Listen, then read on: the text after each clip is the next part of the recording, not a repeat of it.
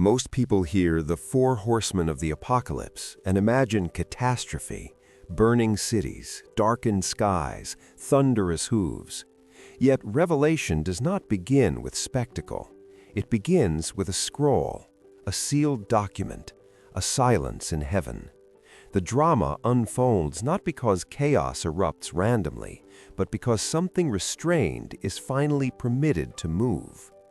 The four horsemen appear when the Lamb opens the first four seals of that scroll. Judgment is not impulsive, it is measured, sequential, authorized. Before a single rider emerges, heaven makes clear that what follows is not accidental history, it is consequence unveiled. The first horse is white. Its rider carries a bow. A crown is given to him, and he rides out, conquering and to conquer. The text does not immediately call him evil. There is no graphic violence, no explicit declaration of destruction. Instead, there is authority and expansion. That is what makes him unsettling.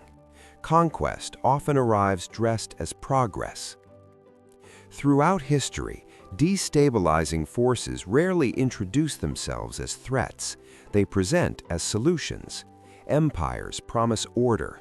Ideologies promise justice. Movements promise unity.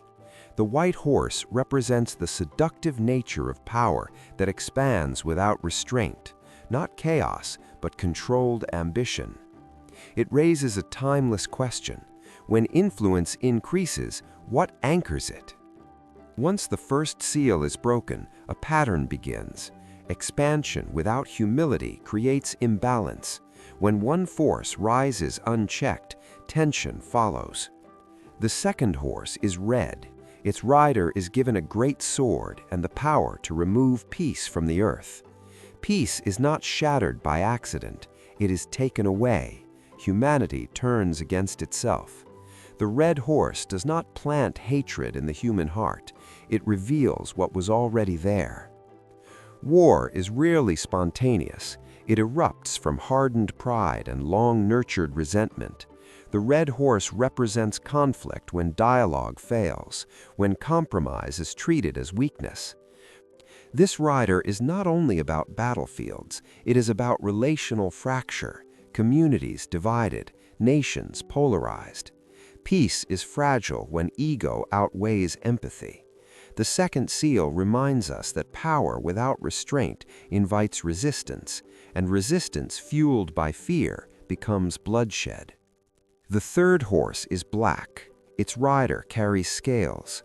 A voice declares the inflated price of grain.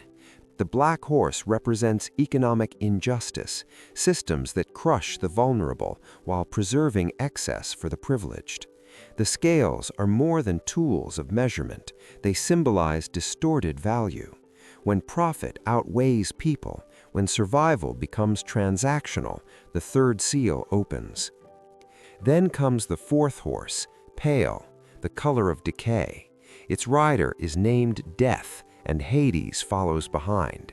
Authority is given over a quarter of the earth to kill by sword, famine, plague, and beasts. The culmination is not a sudden explosion, but gradual depletion. Life thins. The pale horse is not separate from the others, it is their convergence. When conquest expands without conscience, when conflict escalates without restraint, when scarcity spreads without correction, death is inevitable. The fourth rider does not create the crisis, he harvests it. What makes the four horsemen enduring is not their imagery, but their pattern: conquest, conflict, scarcity, collapse. Civilizations rise through ambition, fracture through division, strain through inequality, and weaken through cumulative loss. Revelation does not invent this rhythm, it exposes it. The vision is not merely predictive, it is diagnostic. The horsemen do not force humanity into action, they reveal what human choices produce when left unchecked. The warning is not only about a distant apocalypse, it is about recurring trajectory. The first rider asks, what happens when authority expands faster than character? The second, what happens when disagreement replaces dialogue. The third, what happens when markets eclipse mercy. The fourth answers quietly, decline. It is tempting to treat Revelation as future horror detached from present responsibility. Yet the seals are opened in heaven while events unfold on earth. Some interpret the white horse as deception, a counterfeit peace preceding collapse. Others see imperialism disguised as order. The red horse shows how fragile peace becomes when narratives replace nuance. Polarization precedes violence. Words shape worlds. The black horse confronts systems that measure worth in profit margins. When survival depends solely on purchasing power, imbalance deepens. Tilted scales destabilize societies more quietly than wars do. The pale horse reminds us that death is not only physical. Institutions decay, trust erodes, hope diminishes. Yet Revelation does not end with the horseman. The Lamb who opens the seals remains central.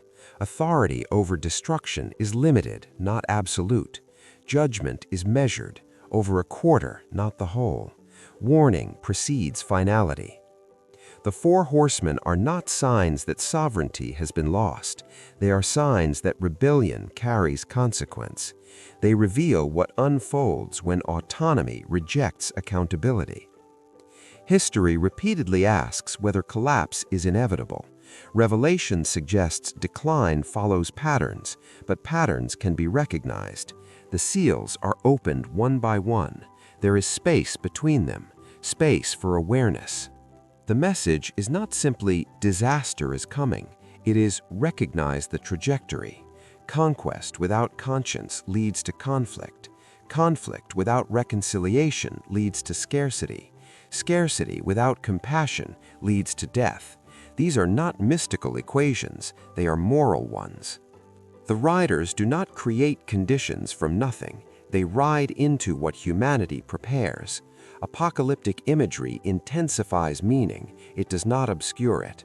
Revelation confronts rather than flatters. In every generation, the white horse rides when ambition eclipses humility. The red rides when disagreement becomes hostility.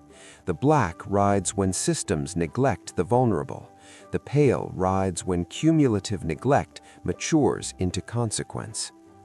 The question is not whether the horsemen are symbolic or literal. The question is whether their sequence feels familiar. Recognition precedes response. The apocalypse is not only an ending, it is exposure of unchecked desire, undervalued peace, compromised justice, delayed compassion. And even in Revelation, the story does not conclude with the horsemen. It moves toward restoration, toward a new heaven and a new earth. The warning stands alongside promise. The four horsemen are not the final word, they are the caution before it.